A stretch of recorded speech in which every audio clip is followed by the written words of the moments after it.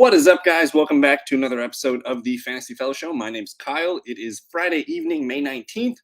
I just finished my projections last week, and we're just kind of unveiling all of those projections now. I've already covered the quarterbacks, running backs, wide receivers. In this video, we're going to go over the tight ends, and it's early. I just want to make sure that you guys know these are preliminary projections. I'm pretty comfortable with the fair amount of them, but I'm going to be continuing to tweak these guys throughout the rest of the offseason through the summer and up until August, when we're all doing our redraft fantasy leagues. So what we're going to do here is we're going to hop into a screen share. I'm on the fantasyfellowship.com. And hey, if you guys are watching on Facebook, Twitch, Twitter, wherever, subscribe on YouTube if you could, please. That means a lot. We're trying to get over 700 subscribers. But anyways, I'm calling it the 2023 Playbook this year. It's essentially just the draft kit. If you go to there's a link in the description as well. But I got everything you need on here. The projections and everything are free this year. Let's go ahead and click into the tight end position. And my default scoring method that I like to play is PPR. So if you needed half PPR standard, I don't have any tight end premium projections. Maybe I should get those in there. But we're pretty much just looking at the PPR numbers. So I'm going to just kind of scroll up a little bit here, and let's get my top 12. And we'll kind of make it, we'll go with the top 10 tight ends here. It's no story, or it's no secret. It's Travis Kelce, tight end number one. I don't think it's going to be close again this year, as long as he stays healthy. I mean, last year in full PPR formats, Kelce lapped the field. He had 316 fantasy points in PPR. The next closest was TJ Hawkinson with 213. So honestly, it was not close. So Kelce, that's why he's a top 5, top 10 pick right now in best ball drafts. I mean, the dude was the only tight end over 1,000 yards, only tight end over 100 receptions, 12 touchdowns, just a phenomenal year. And he's just aging like a fine wine there at the tight end position. So Kelce, you cannot, you got to take him in the first round if you want Travis Kelce this year. Number 2, for me, it's Mark Andrews. And last year, Mark Andrews, a little bit of a bumpy year. He did finish 4th in PPR format, 113 targets, 73 receptions, and 847 yards, 5 touchdowns. He's probably going to have a nice bounce back season with Lamar Jackson healthy. I kind of like the added competition for targets at the receiver position, because that's going to make teams kind of have to respect those receivers and maybe leave Mark Andrews not the focal point of their attention. But I have a nice bounce back season for not only Mark Andrews, but that Ravens passing attack. I'm excited about Todd Monken, kind of running the ship there now. No more Greg Roman.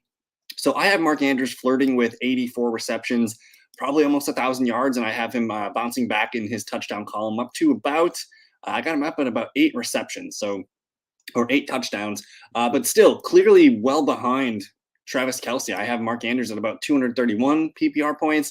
Kelce's at about 300. So there's still a 70-point gap. And I can't do the math off the top of my head, but that's almost like 4 or 5 points per game of a differential. So Kelce is still king of the tight ends. Coming in at number 3, TJ Hawkinson. And I do have a significant dip. To me, it's like Kelce, tier 1 tight end. Mark Andrews, the clear number 2 tight end. And then you can see here, I have 231 points for Mark, and I have 195 for Hawkinson. So about a 35, 40-point dip from 2 to 3. And again, that's, another 2-3 fantasy points per game differential. But Hawkinson, when he went to the Vikings, they really needed TJ Hawkinson, because Adam Thielen was getting older, and they needed a number 2 fiddle behind Justin Jefferson. Hawkinson faces increased competition from Jordan Addison and KJ Osborne this year. I still expect Hawkinson to be the number 2 target leader in the Vikings offense. And he is probably outside of Kelce and Mark Andrews, he's probably the safest tight end to take. And he costs a late 4th round pick right now in dynasty or in best ball drafts.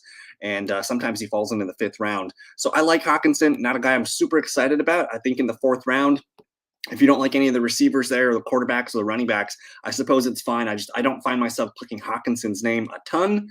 Number 4 is Dallas Goedert, coming in at 190 points. And again, not too far off of TJ Hawkinson. That's why I'm kind of cooling on Hawkinson.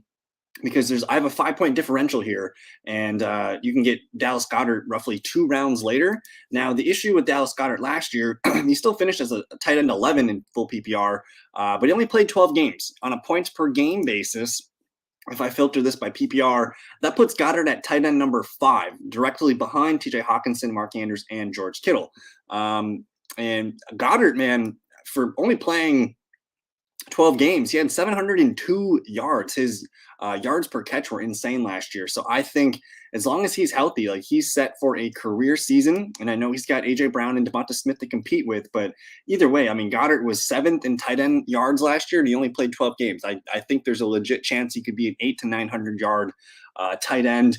And I think you just want to, if you can't get AJ Brown, Devonta Smith, Jalen Hurts, you want to get involved in that Philadelphia offense.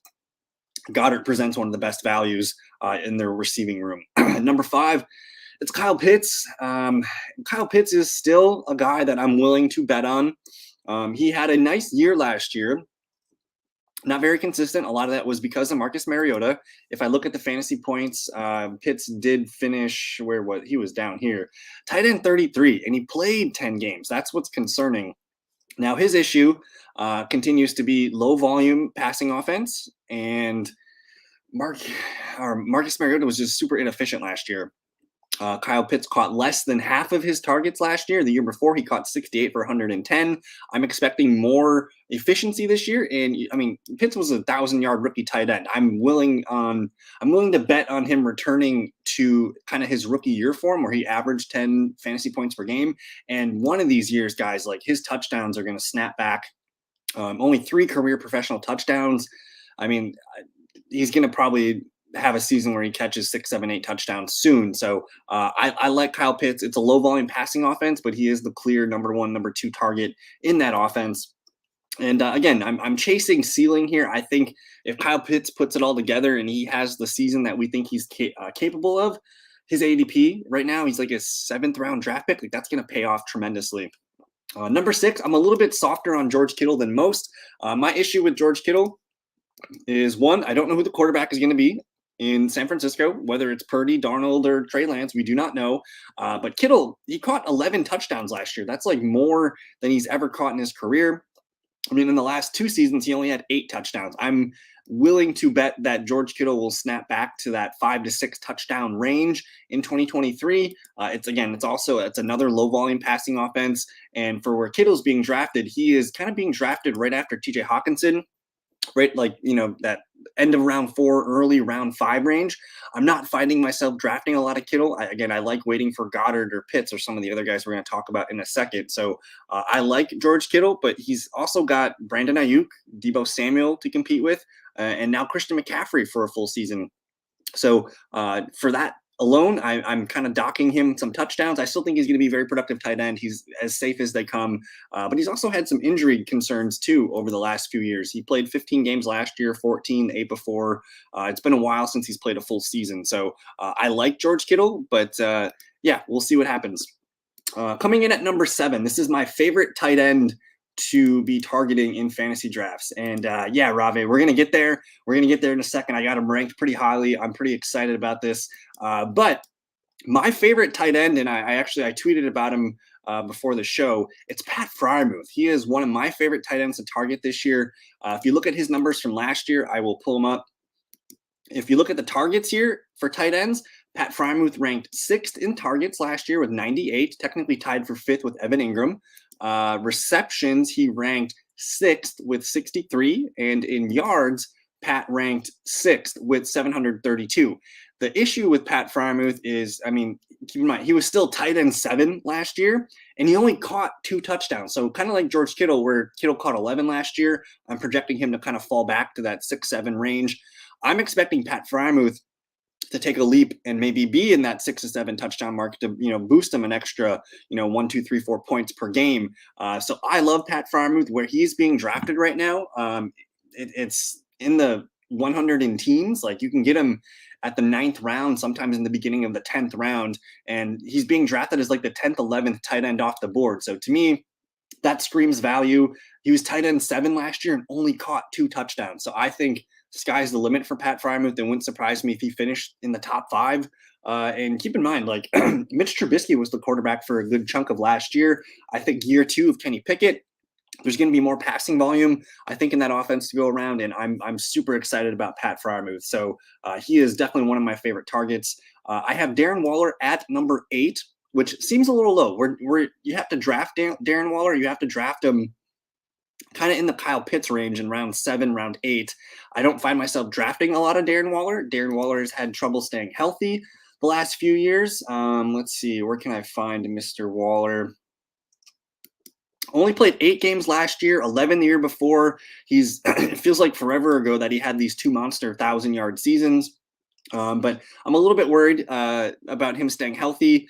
It is nice that he's in a new offense. He is the clear leading target man. As long as Darren Waller's healthy, he's probably gonna lead the team in targets. So I like him. I'm just kind of baking in a little bit of a risk where I think as long as Waller plays, he's a potential top 5, top 10 tight end. But I think you just got to knock him a little bit because I don't expect him to play full season.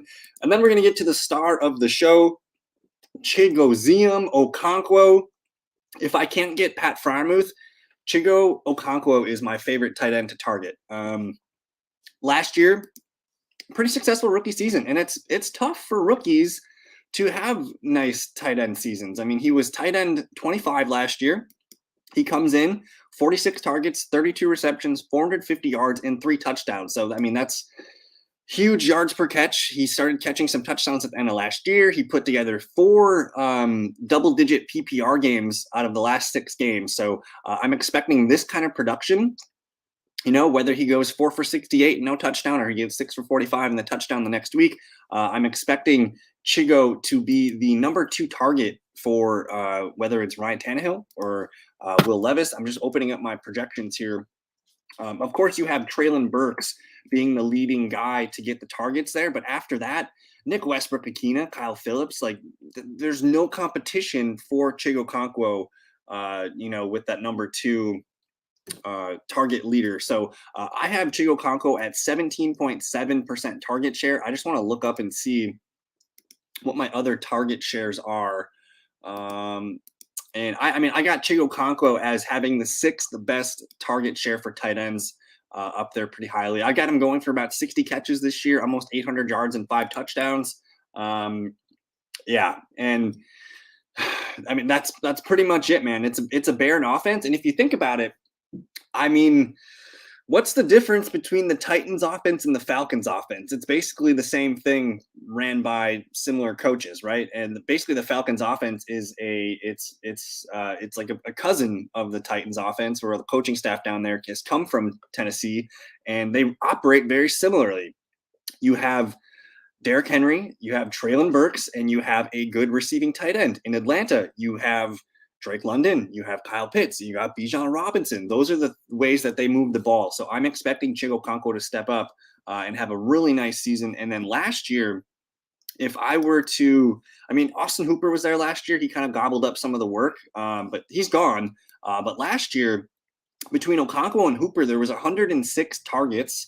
There was 73 receptions, and there was 894 yards and 5 touchdowns. I don't think there's any chance that Okonkwo gets 100% of both of those numbers, but he could get a majority of them. And again, that could be really nice. I think of all the tight ends, he's got the most growth happening for him in 2023. Yeah, they're literally giving Okonkwo the keys and saying, "Be our number 2 wide receiver," essentially. So I'm super excited about it. And even if you're nervous about we're going to see Will Levis at some point, I believe, in 2023. And a tight end is usually a young quarterback's best friend. So I think Chigo is. And the way I've been doing best ball drafts is I wait for Pat and I wait for Chigo. That's my duo. I love those 2 guys right now. And a lot of times, if I'm doing a draft and I have like the 5th, 6th, 7th pick, I'm looking for Kelsey. Otherwise, again, I'm waiting for Pat and I'm waiting for Chig. Where I think I can get him at for most value. So let me pull it up here. And I think by August, a lot of people are going to probably be high on Chigo Okonkwo. Let me look at Drafters ADP, because Drafters is full PPR. I'm not sure if you play half or full PPR. But let's just scroll down and see where we can find Mr. Chig. So there's Pat. Pat gets drafted 111th overall. That's one of the first picks of the 10th round. And then Chigokonkwo down here at pick 131. So he is at the end of the 11th round. So right now, I think if you're drafting in best ball leagues, you can get him in the 10th, 11th round. I think maybe by August, and you're doing your home leagues and your redraft leagues with your buddies, he might have to be a 9th or 10th round pick. But I think for right now, one of my favorite, and this has been a strategy of mine for a long time. If I can't get the Mark Andrews or the Travis Kelce, I like waiting for a tight end duo, and Pat and Chig fit together perfectly because I feel I love both guys. I think both guys have top 10 potential for sure, and maybe one of them can crack the top 5. But getting both of those guys, I think I have a really good chance at delivering the tight end position. What's going on, Scott? I think Hawkinson will threaten Kills for leading team points for the season. Oh my goodness, 1,000 yards, 10 TDs coming.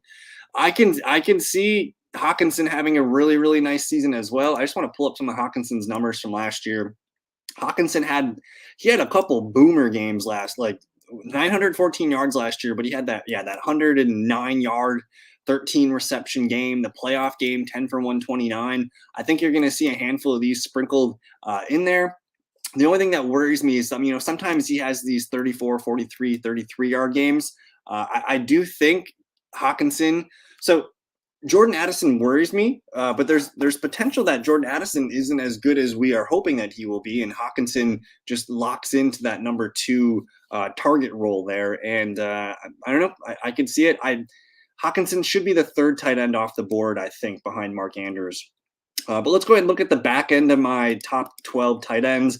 I got Evan Ingram here. I'm not a huge Evan Ingram guy, but the volume's going to be there. The Jags want to throw the ball. You got Doug Peterson, the tight end man. Evan Ingram presents a solid top 10, top 12 tight end. And last year, Evan Ingram, tight end 5 on the year. He had that monster game, though, last year. The 39-point game. If you take that away, it wasn't a really amazing year. But again, he's going to have those spike weeks where he should get you double digits most weeks. I really like David Njoku. He's another one of those tight ends that I like if I can't get Pat or Chig later. I like Njoku because he kind of goes in that 10th round range as well. I'm kind of expecting the Browns to throw the ball a little bit more. I still think they're going to be very run heavy. Don't get me wrong. But I think the first full year of Deshaun Watson, you're probably going to see the run pass ratio tilt a little bit more towards the passing percentages. And Njoku, man, he's a red zone beast. He's going to be a quarterback's best friend. Tyler Higbee coming in at number 12. Higbee quietly put up together a pretty good year, and I know a lot of his numbers came with Baker Mayfield, but the dude, 108 targets, that's 4th among tight ends, 72 receptions, 620 yards, 3 touchdowns. If Matthew Stafford's healthy and he is playing for a full season, Higbee presents some pretty nice value at the tight end position right now because he's being drafted super late. Let me look up here.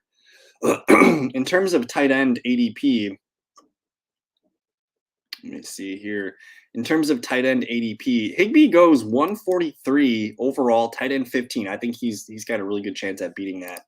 I love it so much with Andrews. Eminem's not reporting on the signs yet. Yeah, I'm curious about. I haven't been drafting Ingram because where Ingram's going, he goes 88th overall. There's just other running backs and receivers that I've been drafting there.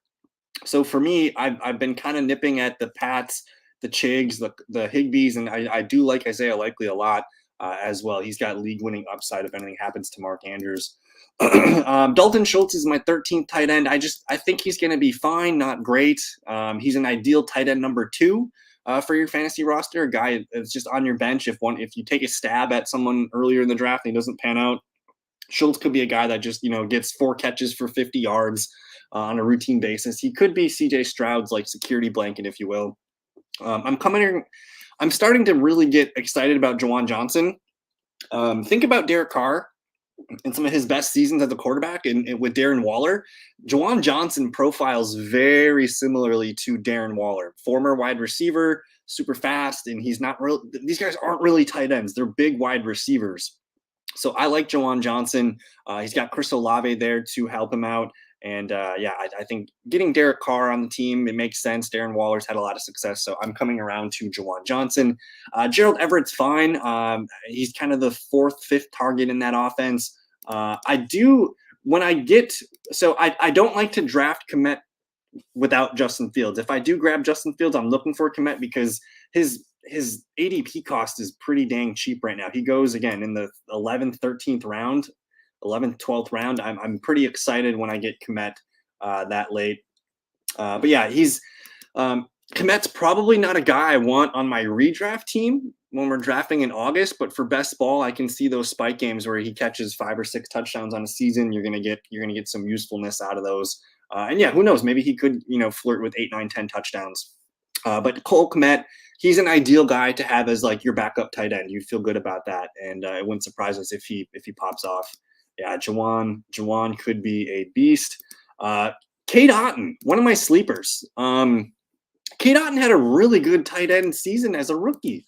And I know it was Tom Brady, but Cade Otton comes in here. He catches 42 passes on 65 targets, 391 yards, and 2 touchdowns. He's pretty reliable for a pass catcher. He's not going to wow you with his yards per catch, but keep in mind, Baker Mayfield last year turned some of the biggest numbers for Tyler Higbee. I mean, look at Higbee's year last year. He had a couple big boom games when Baker Mayfield took over. And I think Baker can jive with Cade Otton. He's one of my favorite sleepers as like one of your last picks in drafts. I kind of have him ranked high, but we'll see what happens. I like taking a chance on Jelani Woods. I think he's going to separate himself from the Colts tight end room. It's an aging Mo Ali Cox, and Kylan Granson's fine. I just think they have a plan for Jelani Woods. The big mofo with Anthony Richardson's big arm. It could be a lot of fun. Irv Smith has just never been able to put together a full season and stay healthy. I think the targets can be there for him, but I find it kind of hard to trust him. For where he's being drafted right now, though, the dude's a 13th round pick right now, so it's fine. Grab him as your tight end too if you want. I'm not really excited about Dalton Kincaid. I think in dynasty formats, yes. Not getting him a ton in best ball and redraft. Again, it's tough for a rookie tight end to make any headway. I know he's not a prototypical tight end. He's more of a slot receiver. But for where he's being drafted a little bit too high. You can see he's being drafted as the tight end 11 in the 10th round. I can't do it. I'm taking Schultz, Okonkwo, Kmet, Higbee, taking all these guys over him for sure. I've got Kmet and Fields on 3 underdog teams so far. Also paired with Moore twice. Interesting. Okay. Yeah, I get excited about his skill set and his measurables and his athleticism, but he's got suspect hands, and to me he's just a guy that is probably going to always be shoulda, woulda, coulda. Down here, it looks like I got oh, that's the ADP list. My bad. Final guys at the tight end 2 position. Noah Fant, just a guy that could be nice in some fill-in weeks for your buys. Don't sleep on Tyler Conklin. Conklin, when I go to the tight end numbers from last year, and this was pretty sneaky, in terms of targets, Tyler Conklin ranked 8th as a tight end with 87. With receptions, Tyler Conklin ranked 8th with 58. The yards aren't going to be super overwhelming, but 12th. So to me, this is a tight end 1 profile. If he catches more than 3 touchdowns with Aaron Rodgers this year, I'm not going to be surprised. So if you kind of lock in 90 to 100 targets, maybe 60, 65 catches and about 600 some yards, Tyler Conklin is definitely worth a stab at the end of drafts. I mean, you're attaching yourself to Rodgers, and for where he's being drafted, like this is around like 17, 18. So it's really easy. Like whenever I get a draft going and I get Garrett Wilson, I come back for Aaron Rodgers. I look for maybe Alan Lazard, Mecole Hardman. Tyler Conklin's always there when I'm building a Jets roster. So I like Conklin kind of a bit. I have Sam Laporta here ranked at 23. I think this is a really conservative ranking. I don't want to be too high on him. And for where he's being drafted right now, he's being drafted as tight end 21, which is kind of fair value for where he's being going. I don't like target him aggressively if I'm building a Jared Goff, Amon-Ra St. Brown, Jahmyr Gibbs, Detroit lineup build, that's where I'll be aggressive and I'll make sure I get Laporta. But again, it's tough for rookie tight ends to make some headway. I do think he's probably going to have like 4, 5, or 6 splash games where in best ball leagues he's going to start for you. So I like Laporta. And I mean, to be honest, those first 6 games when Jameson Williams gone, who's the number 3 target? I think it's going to be Amon-Ra St. Brown and Jahmyr Gibbs as the leading target guys. But after that, you got an aging Marvin Jones. You got a Josh Reynolds. Sam Laporta is going to get some opportunity early. And yeah, that's a good thought too. I'm curious to see. Well, once training camp gets going, we're going to start shifting all these ADPs around. So it'll be fun, but I'm excited to see what Kuntz can do. Guys at the bottom of my list here, Hayden Hurst. He's just going to be a security blanket for Bryce Young. He's a guy that looks nice as a tight end 2 or 3. Not sure what to make with Greg Dulcich. I have him ranked pretty low compared to some other sites I've seen. Here they have him at tight end 18. It seemed like he kind of fell out of favor last year, as well as Albert Okwuegbunam. But I don't feel great about it. I think with the Broncos offense, I mean, it's Judy, Cortland Sutton, and one of the other receivers. So like you're looking at the 4th or 5th target on a daily basis for the Broncos here. And they also brought in Adam Troutman. I'm worried that they're not sold on Greg Dulcich. You have a new regime coming in with the head coach and the offensive coordinator. So I'm just kind of pumping the brakes on Dulcich. I only draft him if I get exposed to like Jerry Jeudy and Russell Wilson. I'm still not sure what Dallas tight end to go after. My money's on Jake Ferguson being the better. I think Ferguson's going to lead the team in tight end targets. And yeah, I'm not drafting Shoemaker at all. I think that when that pick happened, I was really surprised. It reminded me of a few years back when the Bengals drafted Drew Sample, which he was a blocking tight end, and I think that's what Shoemaker does. Shoemaker's got some good size, and sure he can do some Jason Witten things, but I think they really like Ferguson. And like you said here, they let Dalton Schultz walk no problem. I think they have a plan at tight end, whether that's by committee, whatever.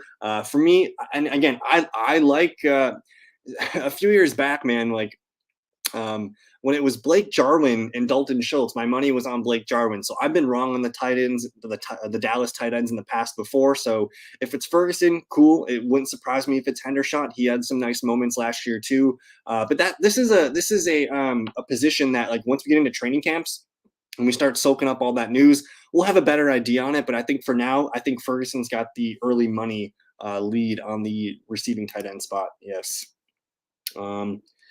Yeah, I didn't get it. They got caught into the tight end run there. And the Jaguars too, like Brenton Strange and Shoemaker, those were both like day 3 guys. I was pretty shocked to see both of them go, I think back to back too. And then down here, we just got some flyers on some guys. I can see Mike Gesicki having some moments in best ball. Luke Musgrave, I'm excited to see how the Green Bay tight ends shake out. Taysom Hill's still going to F around and find some ways to run some touchdowns, throw one and catch one every now and then. Dawson Knox is probably a dead man walking for fantasy football leagues. Not sure what to make of the Arizona Cardinals. I mean, I'm pretty low on Zach Ertz and Trey McBride. I think there's a chance Zach Ertz starts the year on the PUP list. So sure, Trey McBride could get a nice little boost to start the year. But you're also playing without Kyler Murray. There's a chance Ertz returns. I'm not excited about the Cardinals passing offense. So I think I'm okay with being wrong on Ertz or Trey McBride. And again, and then, yes, good one, my man. And then Isaiah Likely. When you get at that point of a draft, and I mean, we're talking all the way down here, Isaiah Likely, tight end 32 at 223.